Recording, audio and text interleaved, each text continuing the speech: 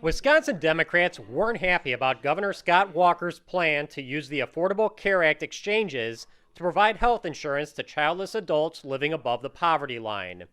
They wanted to use Medicaid to cover everyone up to 133% of poverty. You can try to confuse the issue and make it seem like, oh, this is part of the Affordable Care Act. No, it's not. The Affordable Care Act was just set up specifically to give 100% coverage up to 133% of the federal poverty level. This population includes individuals who make between $11,490 and $15,282 a year. For this group, insurance from the exchanges is capped at 2% of income, which would be between $19.15 and $25.47 a month. But during the joint finance debates, Representative John Richards pointed out there are significant hidden costs as well. When you look at who is not going to have insurance with the going into the exchanges or being forced to buy insurance through the exchanges, well, that has a permissible co-payment of $2,000 a year of out-of-pocket expenses for an individual, $4,000 for a family. Well, if you're an individual making $14,000 a year, how are you going to make an out-of-pocket payment of $2,000? Do you really think that's going to happen?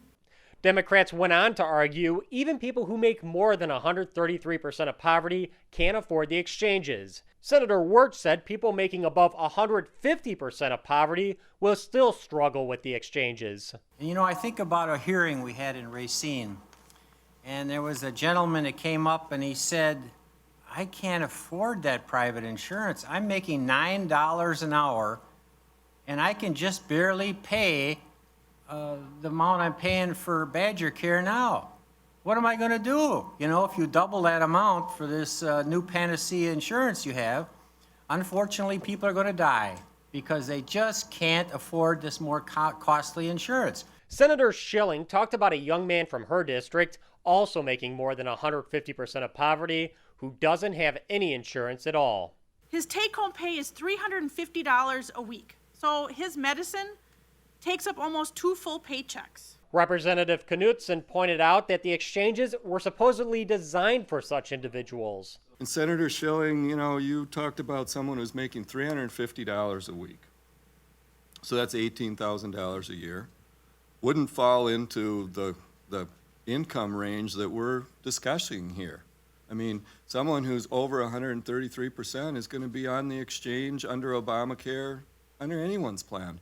The Obamacare exchanges are supposed to be ready to go on October 1st, but it's widely believed the feds will miss that deadline. Because of that, the legislature's final budget allows childless adults above poverty to stay on Medicaid for the time being. The governor has the ability to veto that provision.